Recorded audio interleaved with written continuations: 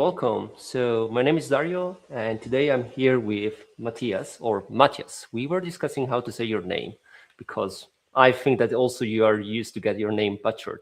I can tell Yes, for my surname, it's Tranchitella, but everybody's, especially from the US, they're saying Tranchitella, but it is what it is, doesn't matter. So how do you do, Matthias? I'm very good. And you? Yeah, a bit excited also because it's our first webinar together, but Ooh, I'm pretty sure it's going to be very good. So thank you so much for attending. And just a quick introduction. My name is Dario. I am the co-founder of Classics. Classics is the company behind the open source Project Capsule, now part of CNCF, and Kamaji, which is a hosted control plane for Kubernetes. No spoilers, but today we're going to talk about Kubernetes on bare metal. But I'll pass the word to you, Matthias, so you can introduce yourself. sure. My name is Matthias. Hi, guys. I'm co-founder of MeltCloud. We build bare metal Kubernetes product, and we work also together with Darius Kamachi, which is part of our product, and we will happy to tell you a bit about the challenges of bare metal Kubernetes.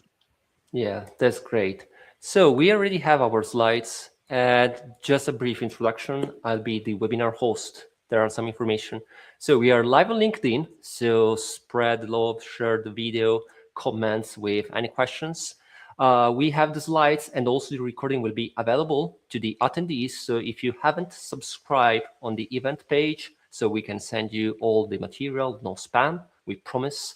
That's very important. And we have also a Q&A session, so you can ask us any kind of questions about Kubernetes, bare metal, or both of them. So comment, and we are going to have a brief introduction, a brief final session for the Q&A. So I think that we can start, and I'll pass the word to Matthias because he's going to introduce us to the world of bare metal. Yes. So first, we're going to talk about bare metal. So let's clear up the concept a little bit. What is it if we when we speak about bare metal? So the thing is, bare metal usually refers to physical servers as opposed to, for example, virtualized servers. So meaning there's no hypervisor abstraction involved. You usually try to run the software, in this case, Kubernetes, directly on the physical servers. This is if you do this if you want to have full control over CPU memory, storage, networking. We're gonna come on to some use cases in the following slides. And you also require this if you want to have predictable performance or no nosy neighbors. Yes. So there's still some areas, some business verticals where this is standard. For example, if you talk about telcos, there's a lot of telcos that still, or even still run bare metal servers. Their software directly on bare metal servers. Edge is usually also bare metal, and there's also on-prem and regulated environments that still run directly on the server. So to summarize, we say it's a place where performance, cost, and determinism actually means something. So usually you live in this world of real time or very direct access to the hardware. So I think the next one's It's going to be about Kubernetes. yes. Yes, and I'll just also a little bit. Essentially, when you're running on Kubernetes, when you're running on bare metal, you're looking for performances. Just think about the GPU or the DPU use case where you want to achieve extreme performance. And as I said before, we are doing this webinar about Kubernetes on bare metal. So I'll introduce briefly what is Kubernetes. And essentially with Kubernetes, we have a declarative orchestration of containerized workloads. So instead of deploying our applications on virtual machines, on bare metal servers, we are running on containers. So containers are just processes, and these processes are isolated from each other. And the architecture of Kubernetes is pretty straightforward, but we are going to do a sort of just revamp. So essentially we have the control plane, and then we have the worker nodes. The control plane is the brain of our cluster. Rather, the worker nodes, they are essentially just a sort of minions. Nice story, nice fact. Keep in mind that the first terminology in Kubernetes, the worker nodes, they were mentioned as minions. And if you look throughout also the etcd key values, you can figure out there is still minions.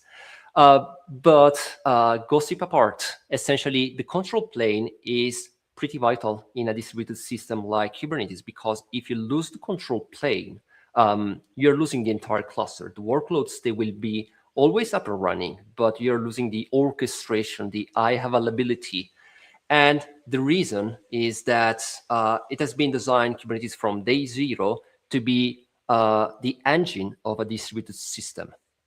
And as a developer, as a administrator, if I want to deploy something on Kubernetes, I'm not saying I want this, but I want to get this workload running on a specific amount, with a specific amount of replicas. So Kubernetes can run everywhere. It can run on the edge. It can run on virtual machines. It can run also on home labs, and it can run also on bare metal. And this is why we are talking about Kubernetes on bare metal. Yes. So let's quickly think a bit about why we need to run Kubernetes on bare metal. There's a couple of use cases where you want to do this. Big one is really if you want to have full hardware access. For example, GPUs is a very popular one. These days, if you want to do AI or machine learning inference or training, you usually end up using GPUs directly. For example, if you're in the NVIDIA ecosystems, they basically they heavily push the Kubernetes as their workload orchestrator. So if you buy one of these expensive NVIDIA golden boxes, they actually run bare metal Kubernetes. Also, if you want to run in your data center your own NVIDIA GPUs, you end up using, mostly these days, using bare metal Kubernetes. It's one case of full hardware access. Another big one why you want to run Kubernetes direct on the bare metal is to get rid of virtualization platforms. So a lot of people, you guys probably know that Broadcom, which was very strong when it comes to virtualization platforms, has changed the licenses, so the prices went up, and a lot of people are now thinking about, can we move off virtualization? There's some other cases, for example, maximum performance. You get some more performance, you get predictable latency and I/O behavior, which is, for example, very relevant for telcos and NFVs. And what else do we have? High performance database and storage systems, usually stuff that also runs on bare metal. And so for these cases, you can want to run Kubernetes on bare metal. And now let's take a look at, let's first summarize it maybe a bit. So what we say is, if you want, when hardware matters, bare metal is not a compromise, it's a requirement at certain cost. So it means if you have one of these requirements, for example, you want to have full hardware access, or you want to get rid of your virtualization platform, you have to run bare metal, right? And it comes at a certain cost. So there's no free lunch. And we're going to talk about these challenges now.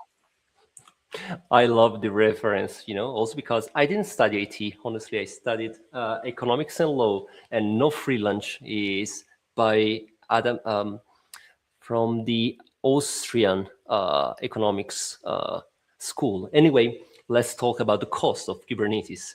And we all know that essentially we are running a distributed system. So it means that we need to get hardware.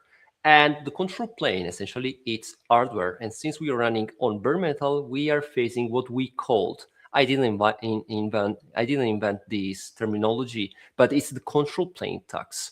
Because essentially, since Kubernetes is a distributed system, we need a distributed consensus. And this distributed consensus is achieved using the Raft algorithm, which is used by etcd. So we need at least 3 servers, or rather 3 instances for etcd to bear a single failure. And the control plane is our brain, and we can't run workloads, or rather we can run some specific workloads, which is the API server, the controller manager, the scheduler, all the things that are keeping up our Kubernetes cluster. And we can't run anything else, or we are going to see that we can.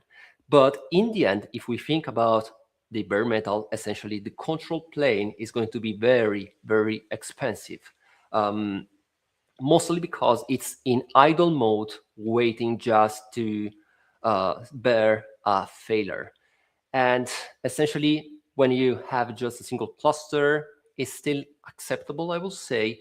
But we are living in a fast-paced world. What's going to happen if you have 2, 3, or 1,000 or hundreds of Kubernetes clusters? Essentially, you're wasting a lot of resources.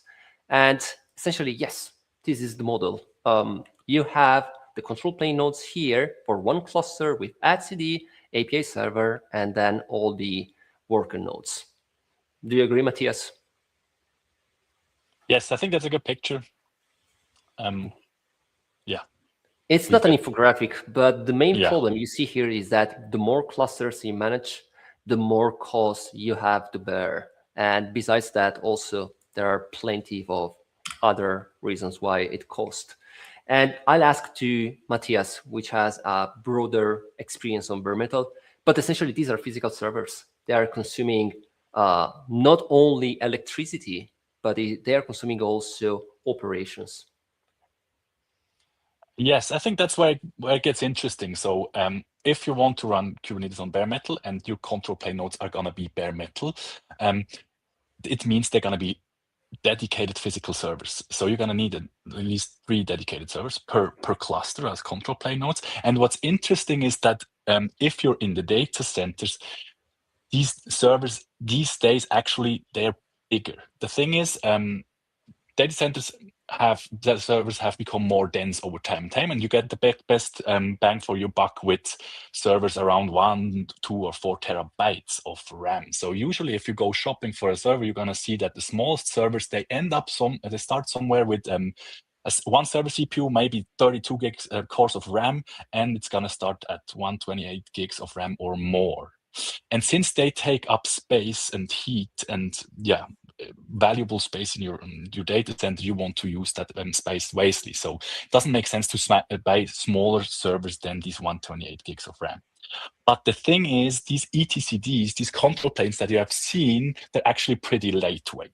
So it means if you buy bigger servers, and you will buy bigger servers because that's what ends up in the data center market, you're going to waste a lot of resources.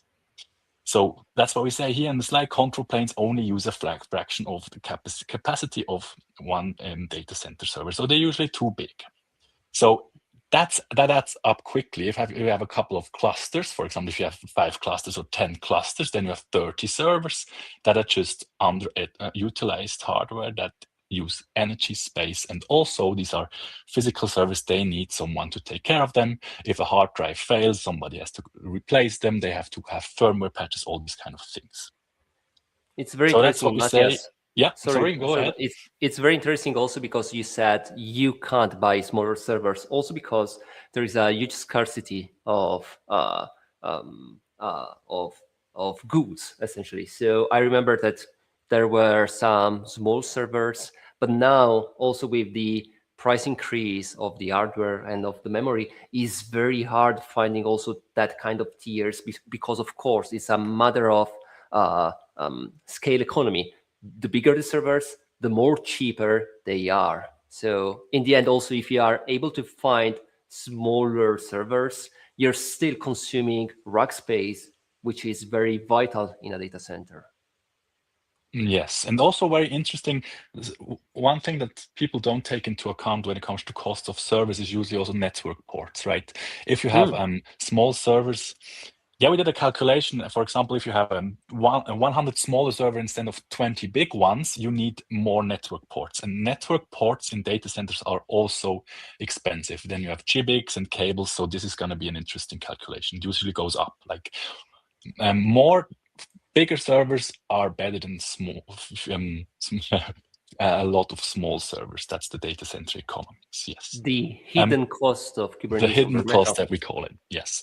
And also interesting, I said there's no smaller servers. There actually are. If you go to look at Hetzner, for example, they have small bare metal servers, but if you can actually go and see their data center tools, they built them themselves, right? Exactly for this purpose, because they can give it out as smaller chunks, yes. But usually if you go to the data center market, you go to Cisco or HP or Dell, and then all they're going to say, we sell your server with 265 gigs of RAM, and that's going to be too big for your control plane.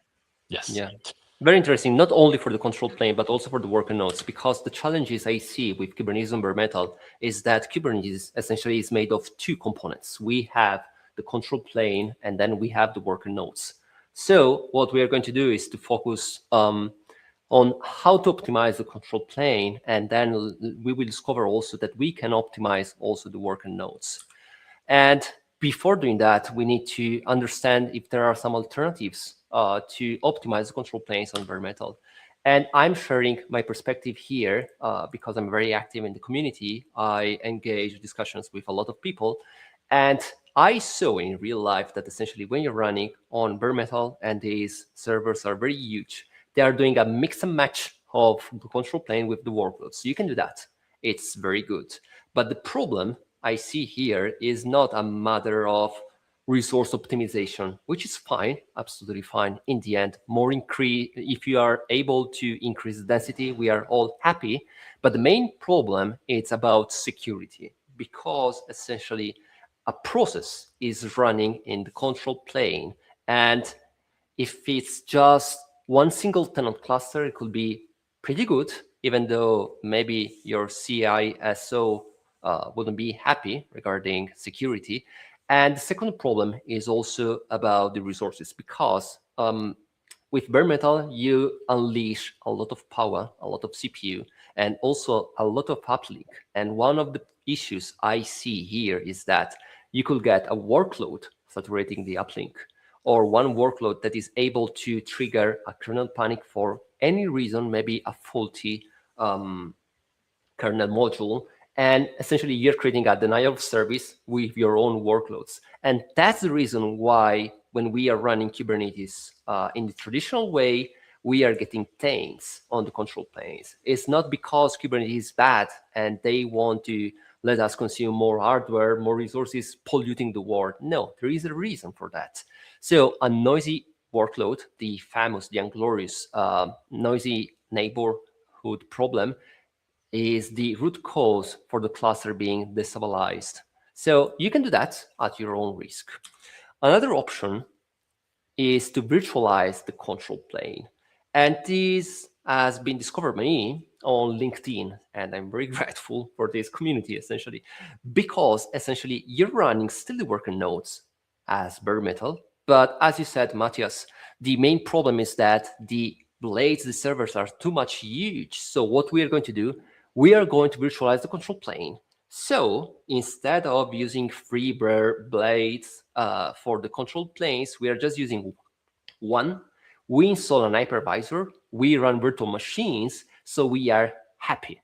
But the main problem is that you're creating for real a single point of failure unless you start doing a cluster of virtualization, which is, again, pretty good because we are used to virtualization, at least everybody's used to virtualization, but it creates several issues. I'm just thinking about cluster API, which is a way to orchestrate your clusters, and we will discover that it works also for bare metal. But you're ending up with the control plane, which is virtualized, and then you're running Kubernetes on bare metal, and we were expecting to get rid of virtualization and the VMware licensing drama, and we are ending up again with the virtualization. Essentially, we are bringing a node model, well, not a node model, but the cloud model into the bare metal without the benefits of the cloud. So I'm going to propose this option, and I'm one of the champions about hosted control plane. No brag at all. I mean, it's my main duty staying in this community, evangelizing about hosted control plane, HCP. And this is slightly different because with HCP, we are running control plane as workloads in a central management cluster. And this is very helpful because we can increase density. Why are we using Kubernetes? We are using Kubernetes because we want to optimize our hardware and get the maximum bit available from our resources. And furthermore, it's perfect because Kubernetes essentially is used to orchestrate applications. Just think about your application, you have V100, and you want to roll out a new version without downtime. Kubernetes is doing that. And essentially, we can use the same patterns, the same methodologies for the life cycle of our clusters. So essentially, with the hosted control plane, we are bringing the cloud native directly on bare metal. But of course, it's not a silver bullet at all. I always say you need to embrace hosted control plane if you're managing more than a couple of clusters, because it could be a huge overkill, even though I discovered some people running the hosted control plane on a single virtual machine and then with bare metal servers is still doable. And there is always the inception problem, which is I need a management cluster. So we always need to bootstrap Kubernetes from scratch. But for me, the good thing is that essentially we are embracing the paradigm of Kubernetes managing not only workloads, but the entire infrastructure. I know that also you, Matthias, you are on the same page, but I leave you the word to explain the architecture of a hosted control plane. Yes, so basically this picture's put into pictures what Dario's word said, or how could you put that? So we have on the top we have a management seed cluster, which hosts the hosted control planes. This is where the name comes from, right? So in this picture that we have three different clusters with the three different host control plane deployments, and they can use a data store that also lives on the management seed cluster. And on the bottoms, then you can connect your bare metal Kubernetes workers. This is basically the whole architecture. To recap a bit, what's nice about this architecture, let's go over it, what it means. So as Dario said, the control plane components run as pods, as Kubernetes pods within the Kubernetes cluster. They're hosted in this shared management seed cluster. The workers that we saw on the bottom, these bare metal can be bare metal or can be virtualized. They connect remotely to the control plane that lives on the top cluster, and the control plane lifecycle is decoupled from worker hardware. And this allows you to actually bring a very similar experience from the cloud, where, for example, the control planes are usually automatically upgraded by the provider.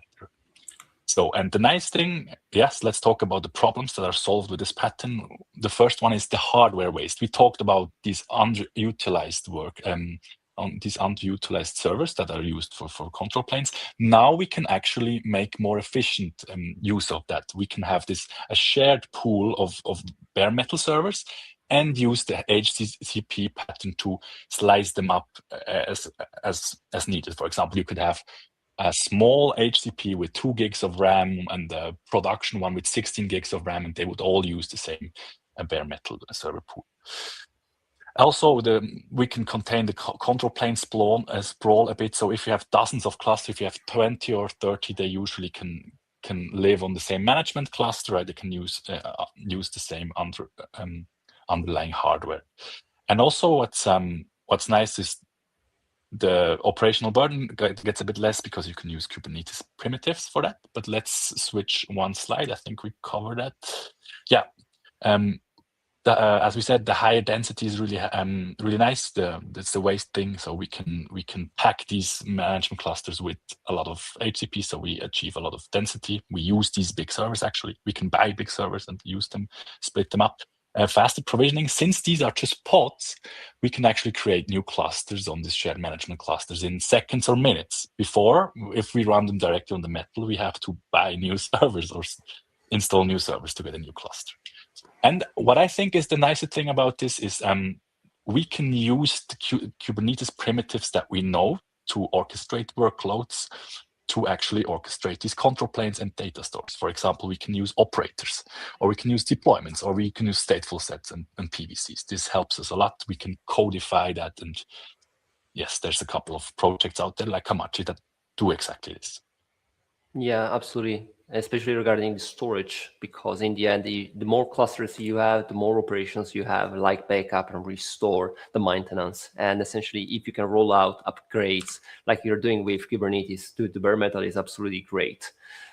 It sounds too much shiny, too much perfect. So I enjoyed so much in creating this set of slides where I'm demystifying the hosted control planes, because I had so many questions about the issues you're going to face with the hosted control plane architecture. And I'm starting the first one, which is one of my favorites. And hosted control plane is a single point of failure. And I was thinking today that essentially it's the opposite, especially with bare metal. Because what's going to happen if I have 3 servers, maybe in 3 different racks, just to be sure that I'm not going to face a failure from the provided rack, and one server fails? I'm ending up with the two others are still running. And what's going to happen if also that the second one is going to fail? My cluster is broken. Instead, with the hosted control plane, since we are running as pods, we have the good thing is that we have the reconciliation by Kubernetes, essentially. We don't need to move the physical server in another rack, but we just need to move the pods as well also as the volumes, if it's possible, to another server. So in the end, the more clusters, more physical clusters we have, the bigger is the resiliency of this architecture. And furthermore, it's also about Kubernetes. So if we are saying that an application deployed in Kubernetes could be a problem because Kubernetes is not failure proof, then it means that entirely Kubernetes is not failure proof. So we need to get rid of Kubernetes. In the end, we all know that that's not the truth. Also because what's going to happen when a control plane is not responding anymore, the workloads will be always up and running. They will be always accepting connections. We are losing the reconciliation. We are losing the scheduling of faulty pods to a newer host. But in the end, we are also doing something that I'm from Italy and I didn't study Latin, but there are a lot of way of saying from Latin, which is divide et impera. So it means that we are dividing the context, and essentially we have the worker nodes. They have their own blast radius, their failure domain, and we have also the control plane failure domain, so we can divide and conquer our infrastructure. So it means that in the end, we are running multiple control planes in the same bare metal servers. So this is insecure by design. And I'm not joking. This is one of the objections I had back in the day.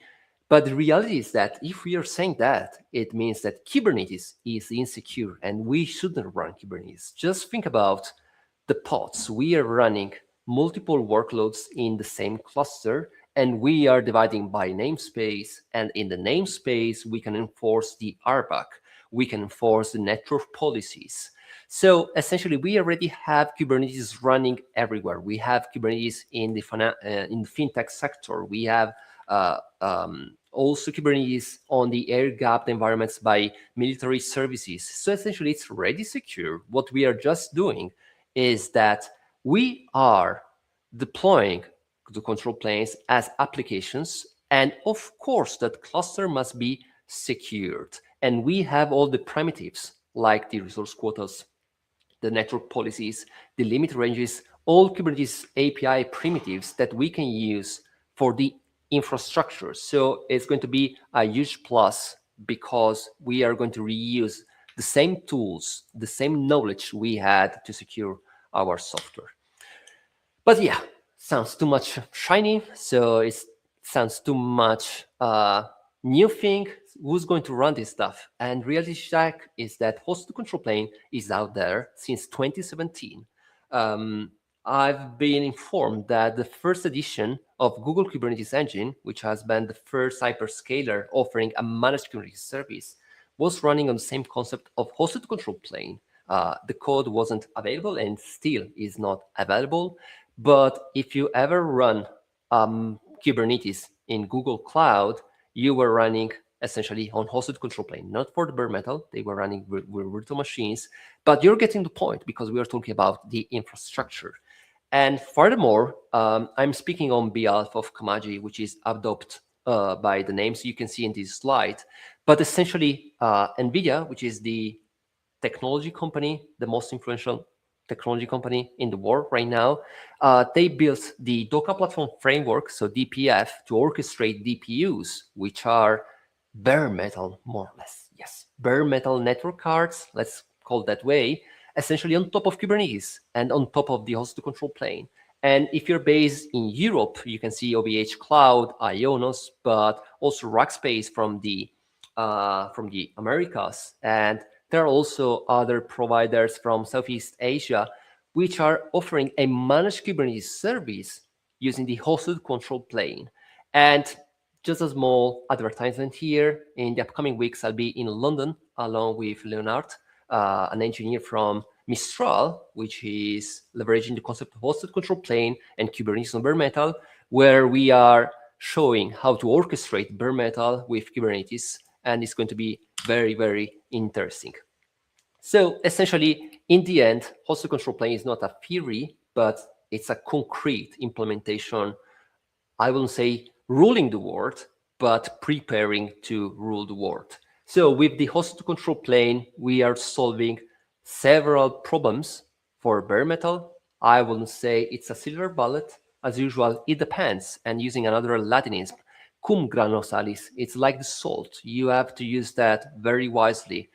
So with the control plane, we are sorted out, but we still have a problem regarding the bare metal worker nodes. And I saw some comments also on LinkedIn saying you can't run the bare metal Kubernetes worker nodes because it's going to be too much problematic. But I leave the word to Matthias. Sure. So as Dario already said, there's the Kubernetes cluster consists of two things, right? Two main areas. One is the control planes, which hosted control planes are a really nice pattern to solve it on bare metal. But what about the worker nodes? So in the next couple of slides, we put together the biggest challenges that we found while running Kubernetes on the bare metal for some customers in the last year or two, and we collected them here. So we put it into two main challenges, and challenge number one is physical servers are often too big to be a Kubernetes worker node. And the second one is going to be dedicated clusters need dedicated hardware. Let's go over these two. So the first one is probably the biggest one. You remember that I talked about how big these data center servers are these days, and the truth is they are even too big for workers. They're not even too big for control plane nodes, but also for workers. Why is that? So the thing is, Kubernetes, coming from the cloud world initially, was meant to scale horizontally with rather smaller nodes. So when we talk about smaller nodes, if we look at many Kubernetes customers, they run their nodes with somewhere between 4 gigs of RAM and 265 gigs of RAM. So that's the usual span we see at customers. And the thing is, as we talked before, data servers, they have their sweet spot bigger. You can buy 65 gig RAM servers, but the thing is they're going to cost you more than the big ones. So, and why can't we use bigger servers? The thing is, Kubernetes made for scaling horizontally has, for example, a recommendation of how many pods you can run per node. And traditionally, this has been at around 110. You can go higher, like you can make it work with 250 or 500 pods per node, but everything above that makes the kubelet, the Kubernetes worker node, unstable. And also, you don't want to have like too many things on one node, because if that node breaks, then you have a big splash. Like a friend says, if you throw a big rock into a pond, you get a big splash. And so what we found out here is the kubelet usually starts breaking before all the resources of the servers are used. So we saw some customers that were running Kubernetes on the bare metal, and their servers never exceeded 5% of CPU, just because of these limits of the kubelet. So what do we do with this information? How do we solve this challenge? One thing we could think of is really buying smaller servers, or even go back to blades. But as we learned, smaller servers, a lot of smaller servers are more expensive than a few big ones. We could also virtualize. Let's go to the second one, to the second big problem, because that's somehow interrelated there. So I titled this slide "Dedicated Cluster Mean Dedicated Hardware," and we already touched on that a bit, and we said many enterprises actually need multiple clusters. You want to at least separate dev, staging, prod from each other, right? So you need different clusters there.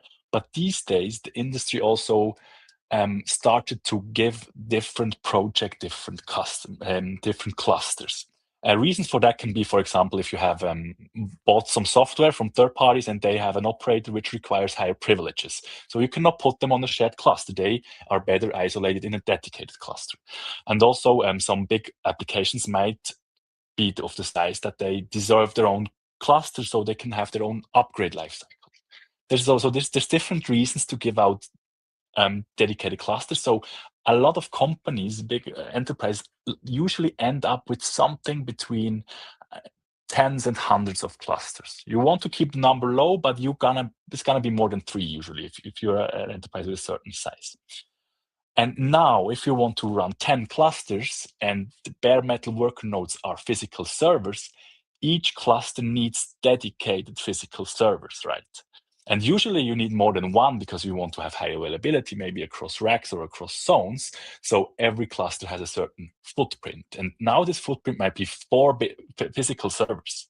And they are big, right? Remember. So the thing is, every cluster needs dedicated hardware.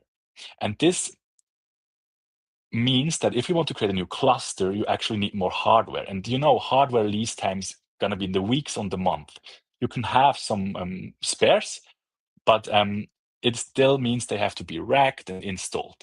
So if you create a lot of clusters every once in a while, the bare metal work nodes might not scale for you.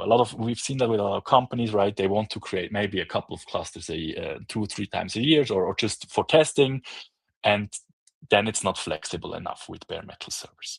So again, the solutions here are similar. We can buy smaller servers and keep them spare, or we can again virtualize. So what do we see in the market? And this is where it gets interesting. I titled this slide Final Bare Metal Architecture because it puts everything together. What we see in the market happening is that we actually, for the hosted control planes. On the left, we have Dario's HCP model. We have one huge Kubernetes management cluster, which consists of a shared pool of physical servers. And on this Kubernetes management cluster, we can actually create as many hosted control planes for workers as we want. We use these resources efficiently. We can spawn new clusters, new control planes. They come up here. They live on the left side. And then on the right side, we have, again, a huge Kubernetes bare metal cluster with physical servers, but we can then either use that directly, like on the right side, if you have AI workloads or other workloads that profit from running it directly on the metal, you can run this directly on the bare metal cluster. Or you can create, if it's big enough, you can create a dedicated bare metal cluster for these use cases with GPUs, for example. But then for the regular business Kubernetes cluster, where your business applications run, a lot of companies start to reintroduce virtualization again using KubeVirt to actually create small worker VMs. This means we can actually use the the shared hardware pool more efficiently. We don't run into pods per node limit again, and we can create clusters dynamically. So this solves the problem. So this is what we see a lot. This architectures we've drawn here, we see that more and more coming up in enterprises. Now that VMware is off the table, you see there's no VMware, no Broadcom, no in here anymore. We see the industry aligning on this architecture. For example, if you go and you talk to Red Hat guys, they are going to sell you their version of this architecture. On the left side, there's going to be Red Hat Hypershift, their HCP implementation, and on the right side, there's going to be OpenShift virtualization, which is going to be their KubeVirt implementation with Kubernetes workers. So this is the architecture that we see more and more. Also, other companies are coming into this direction, like, for example, MeltCloud. We're building also HCPs and elastic pools, what we call it, and also guys like Kubernetes are going to sell you this architecture as well. So this was what we see more and more, and which is required on bare metal if you want to be efficient. Yeah, Matthias, if you don't mind, maybe I also had some words in one of the previous slides. I remember that I added that CNCF is moving towards that direction. It's not CNCF per se, but all the vendors gravitating in the cloud native, they are moving towards the hosted control plane, and also regarding KubeVirt for the virtualization. Just think about Harvester, which is the exactly true vendor implementation by SUSE Ranger, moving towards that direction. But also as classics, also like MeltCloud, KubeVirt is absolutely a good implementation. And I'm just thinking about KubeVirt. There are very good independent players which are offering this, like also my friends from Enix, which are maintaining Cozy Stack. So essentially, the path is hosted control plane, so you can extract all the power from the bare metal, and then if you need to create more tenancy, if you need to slice things up, KubeVirt is the solution because it's open and it works perfectly. And it's going to be even more cheaper, so less expensive. Yes, so we get asked that a couple of times, like, is bare metal expensive? And we usually say, it is not if you use your server resources efficiently. Like in the last 40 minutes, Dario and I have mainly showed you how to use like both HCPs and the KubeVirt VM approach are basically how to use the underlying bare metal hardware in an efficient way. So if you follow these two patterns and you use HCPs to share a managed server pool, and you optionally, if you need to slice it up, like Arya said, you can use KubeVirt to slice it up again. So in the end, you get an efficient full picture. And then it gets interesting because we say like a bare metal estate offers a really big price advantage. For example, if you own your own hardware and you write them up over 5 or 7 years, you get, we put here 5 to 10x compared to public cloud because there's public cloud premium, but it is actually a big number, right? So that you save here. It's So very owning your own bold hardware statement. is A bold yes. statement. We have to disclaimer it, of course. It means for steady workloads, right? The cloud shines if you have elastic workloads and you have serverless and those kind of things. But for your bread and butter in an enterprise data center where load is slow, steady and predictable, owning your own hardware is definitely the economy, the best, has the best bang for the buck, I'd say. So Dario, how we put this together? We try to put it here in one sentence, what we talked about now. Yeah, How can we it's summarize very it? bold statement as usual, but my idea is that you need to design with the hosted control plane and with a failure domain in mind from day zero and focus on the density, because otherwise you're not running bare metal, but you're just trying to run virtual machines on bare metal, or you're doing it in the wrong way. So you must be wise. It's not a matter of technology, but it's a matter of how you're doing things. Yes. And as usual, we put here on down bare metal. We can also say if you don't do that, if you don't feel like doing it, reach out to Dario's Classics company or reach out to Melcloud. We're gonna be happy talking with you about bare metal and everything related to bare metal Kubernetes. And yeah, also reach out to us. We're available on LinkedIn, classics.io or Melcloud.io. You're also gonna be at the KubeCon, right, Dario? In Europe. Yes. Yeah. So hit us up there for a chat or a beer. Yeah, absolutely. Keep in mind that essentially in this webinar, our idea was trying to doing the myth busters of Kubernetes on bare metal. And we dissected the problems with the control plane. And then we dissected also the problems with the bare metal for the worker nodes. And essentially, I think that in the end, being a community, it means that we are sharing our perspective. We didn't delve the technologies behind that. We introduced Komaji, but as you said also, Matthias, there is Hypershift. There are plenty of also control planes implementation. But what's very important, the expected outcome from this webinar is that it's doable.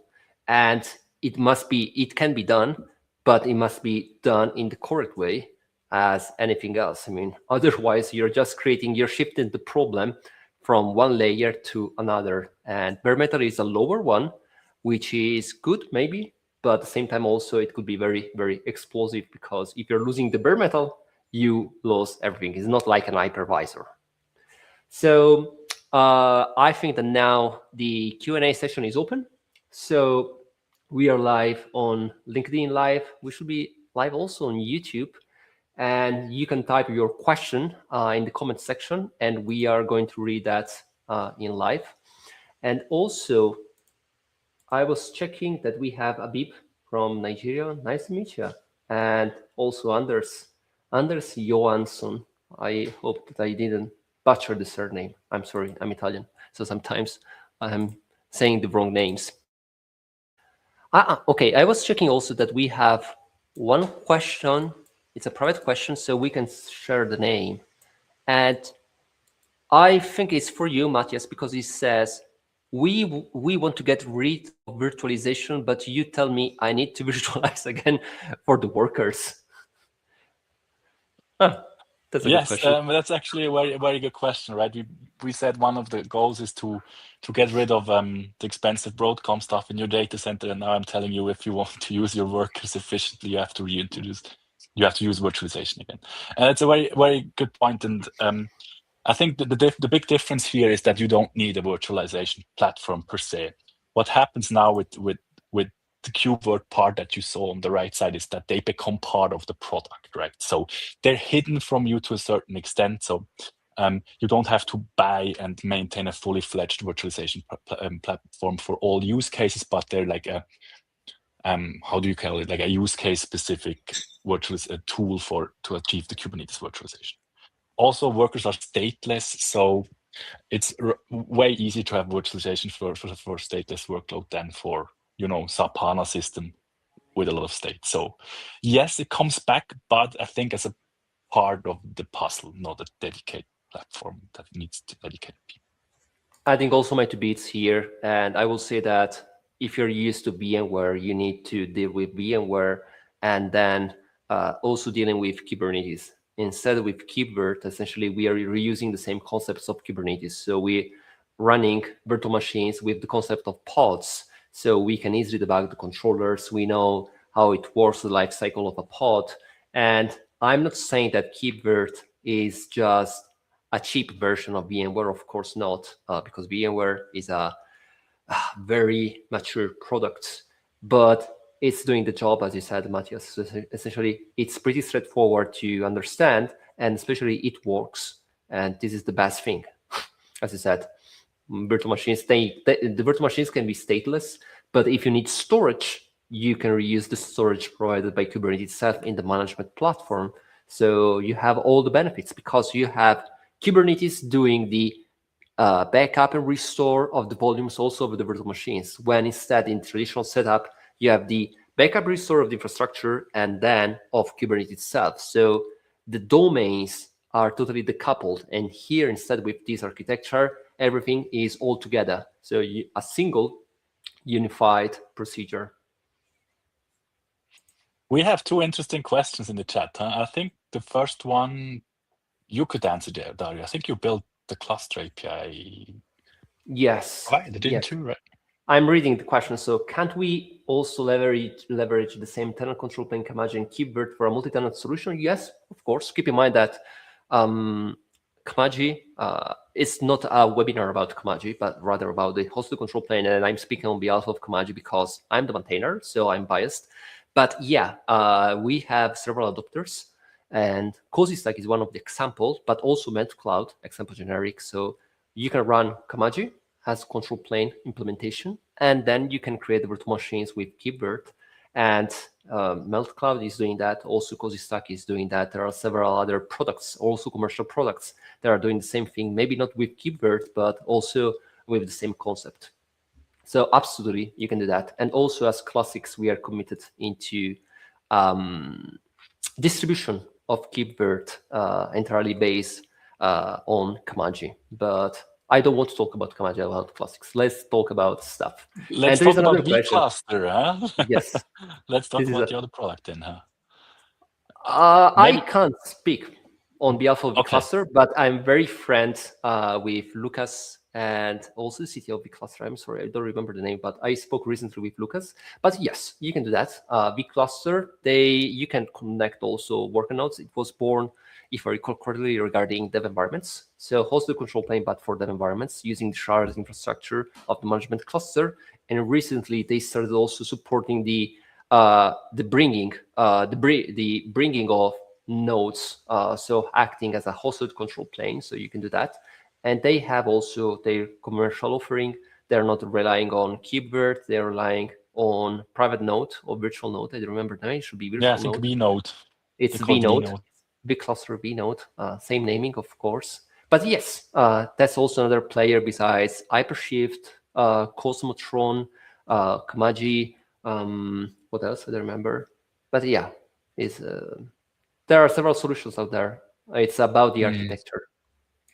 Yeah, and I think it's really interesting that you ask this, because I think these companies are all working into the same direction. They're coming from different angles. Like you said, they come maybe from development environment. Kamachi comes from HCP, and we come from the bare metal, and we're working on the same thing. So I think super interesting. vCluster, they had some really exciting announcements last year. They came up with vNodes. So they first, I think, also started with HC, like the control planes. Now they have the nodes, and they're all trying to solve basically multi-tenancy on In Kubernetes. the end, And it's always a matter of yeah, multi-tenancy in Kubernetes. Yes. exactly. So cool. There is another question also, this one. I'm able to show, even though there is LinkedIn user, so we don't know the name.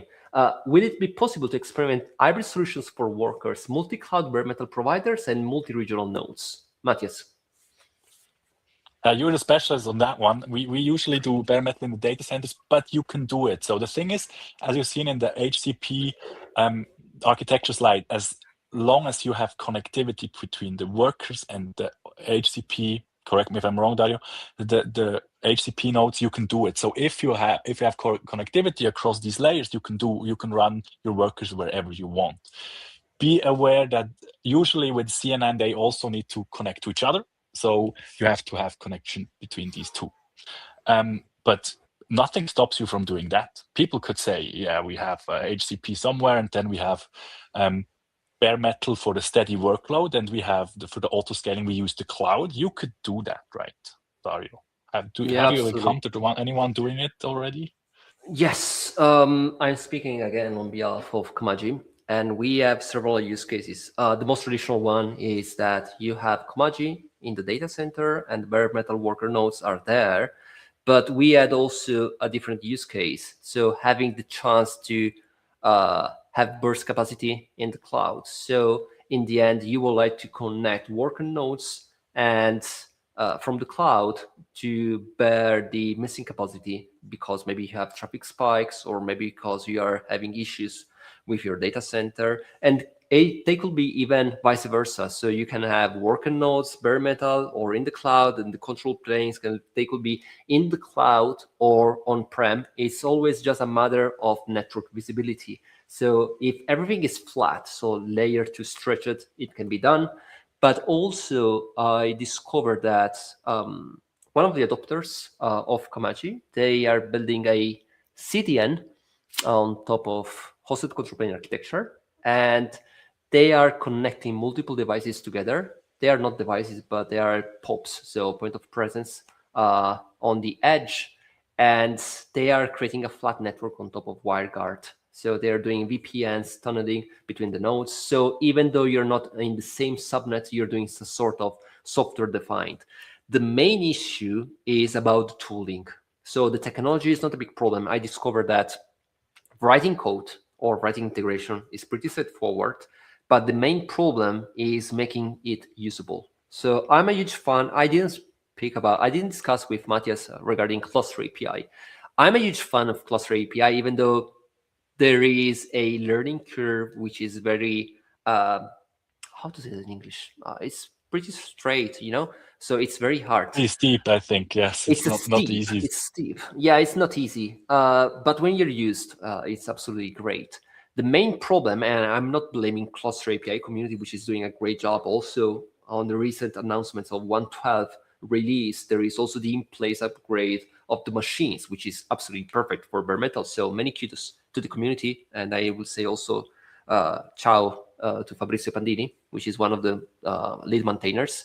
The problem is that if you want to use Cluster API, having mixed worker nodes is not possible. In Cluster API, you need to specify the infrastructure cluster, which could be maybe bare metal, but you can't manage from Cluster API a machine deployment, which is from another infrastructure provider. So you can do that with Terraform. I know that also Cloud has an integration with Terraform, which is maybe the best solution essentially, because in the end, with Terraform, you can manage Kubernetes resources, but you can also manage servers or elastic pools. In the end, it's just a matter of the tooling that you are building on top of that, but it's absolutely doable. So TLDR, yes, you can do that.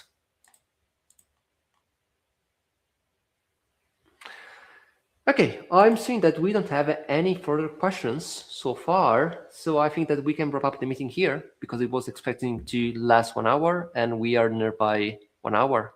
So thank you so much, Matthias. It was a pleasure. It's been great working Thanks with to you. you, Dario. It's a lot of fun Yes, hanging out and with you. again, just a small reminder, connect with us on LinkedIn, our websites. So reach out to Matthias on meltcloud.io on LinkedIn or Classics.io or with me on LinkedIn. And just a small remember, just a small, oh my gosh, I don't remember how to say that. Promemoria in Italiano, but I don't know how to say it in English, you know? Which one is it? Just a heads up, because we are planning to create also a white paper and also a first architecture. And if you haven't, using the LinkedIn event page, you can sign up and we will available to send you the material. But of course, you have to update your privacy settings because otherwise we can't. We are very strict Europeans and we obey the rules about GDPR and so on and so forth. So I think that we can wrap up here. Matthias, it was a pleasure. Thanks to you. Thanks, guys. Cheers, bye.